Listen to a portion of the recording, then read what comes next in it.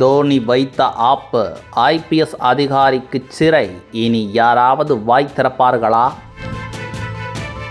இந்திய கிரிக்கெட் அணியின் முன்னாள் கேப்டன் தோனி தொடர்ந்த நீதிமன்ற அவமதிப்பு வழக்கில் ஐபிஎஸ் அதிகாரி சம்பத்குமாருக்கு 15 நாட்கள் சிறை தண்டனை சென்னை உயர்நீதிமன்றம் தீர்ப்பளித்துள்ளது. நீதிமன்றத்தில் சம்பத்குமார் ஐபிஎஸ் தாக்கல் செய்த பதில் மனுவில் சொல்லப்பட்டது என்ன?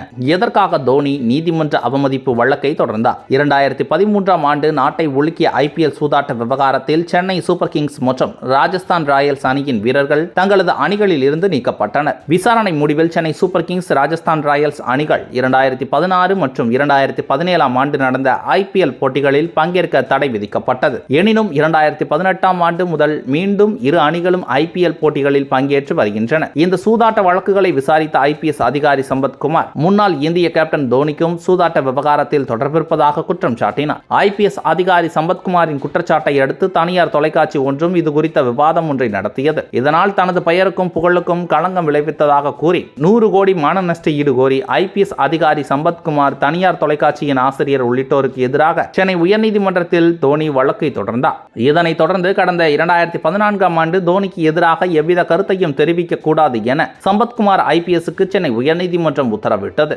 இதனிடையே தனக்கு எதிராக தொடரப்பட்ட வழக்கில் 2021ஆம் ஆண்டு கூடுதல் பதில் மனு தாக்கல் செய்த ஐபிஎஸ் அதிகாரி சம்பத்குமார் முட்கல் கமிட்டி அறிக்கையை உச்சநீதிமன்றம் சீலிட்ட கவரில் வைத்து அலமாரியில் வைத்து விட்டதாக தெரிவித்திருந்தார். சம்பத்குமார் ஐபிஎஸ்ஸின் கூடுதல் பதில் மனுவில் உச்சநீதிமன்ற உத்தரவுகளுக்கும் களங்கம் விளைவிக்கும் விதமாகவும் சென்னை உயர்நீதிமன்ற மூத்த வழக்கறிஞர்களுக்கும் களங்கம் விளைவிக்கும் விதமாகவும் இருப்பதாக தெரிவித்து நீதிமன்ற அவமதிப்பு சட்டத்தின் கீழ் அவரை தண்டிக்க வேண்டும் என சென்னை உயர்நீதிமன்றத்தில் தோனி மனு தாக்கல் செய்திருந்தார். கடந்த பிப்ரவரி மாதம் இந்த மனு மீது விளக்கம் அளிக்குமாறு ஐபிஎஸ் அதிகாரி சம்பத்குமாருக்கு சென்னை உயர்நீதிமன்றம் உத்தரவிட்டது. இதனைத் தொடர்ந்து சென்னை உயர்நீதிமன்றத்தில் இவ்வழக்கின் விசாரணை நடந்து வந்த நிலையில் வெள்ளிக்கிழமை அன்று நீதிபதிகள் எஸ் சுந்தர் மற்றும் சுந்தர் மோகன் அமர்வு சம்பத்குமார் ஐபிஎஸ்க்கு 15 நாட்கள் சிறை தண்டனை விதித்து தீர்ப்பளித்தது. இந்த தீர்ப்பை மேல்முறையீடு செய்வதற்கு ஏதுவாக 30 நாட்களுக்கு தீர்ப்பு நிறுத்தி வைத்தும் சென்னை உயர்நீதிமன்றம் உத்தரவிட்டுள்ளது. ஐயா சொன்னது போல 2013 இதே மேடையில் குஜராத்தினுடைய முதலமைச்சராக வந்து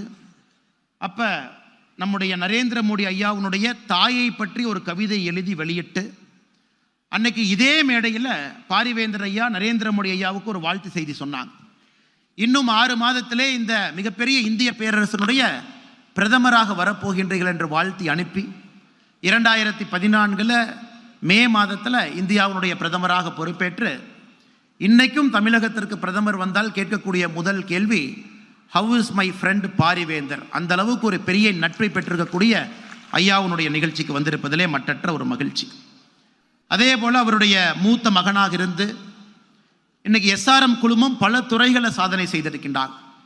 சமீபத்தில் பார்த்தேன், ஒரு வாரத்திற்கு முன்பு நியூஸ் பேப்பரில் பார்த்தேன், ஒரு சிமெண்ட் கம்பெனி ஆரம்பிச்சிருக்கிறாங்க அப்படின்னு ஒரு செய்தியை பார்த்தேன். தொலைக்காட்சி, டெக்னாலஜி, சாஃப்ட்வேர் இல்லாத துறைகள் இல்லை.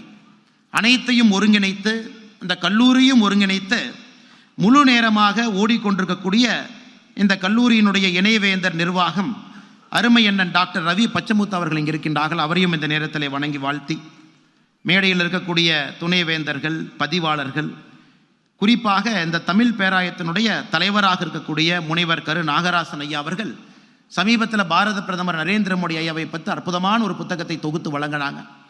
அதனுடைய முன்னுரை எழுதுவதற்கு கூட எனக்கு ஒரு பெரிய வாய்ப்பு அளித்தார்கள். ஐயா அவர்களை இந்த நேரத்தில் வணங்கி வாழ்த்தி, தமிழ் பேராயத்தில் இருக்கக்கூடிய எல்லா தலைவர்கள், குறிப்பாக இந்த வளாக நிர்வாகியாக இருக்கக்கூடிய அருமை சகோதரர் அருணாச்சலம் அவர்களுக்கு என்னுடைய நன்றிகளை தெரிவித்து, மிக மிக முக்கியமாக இந்த மேடையில் இருக்கக்கூடிய இந்த விருது வாங்குவதற்காக வந்திருக்கக்கூடிய அருமை தமிழ் சான்றோர்கள் எல்லோருடைய பெயரையும் சொல்ல வேண்டும் என்பது என்னுடைய ஆசை. 11 விருதுகள் கிடைக்கிறது. இதில் சில பேர் இன்னைக்கு தான் அறிமுகமாகிக் கொண்டிருக்கின்றார்கள். இன்னும் 20 ஆண்டுகள் கழித்து திரும்பி பார்க்கும் பொழுது இந்தியாவிலே பெயர் சொல்லும் அளவுக்கு வளர்ந்திருப்பார்.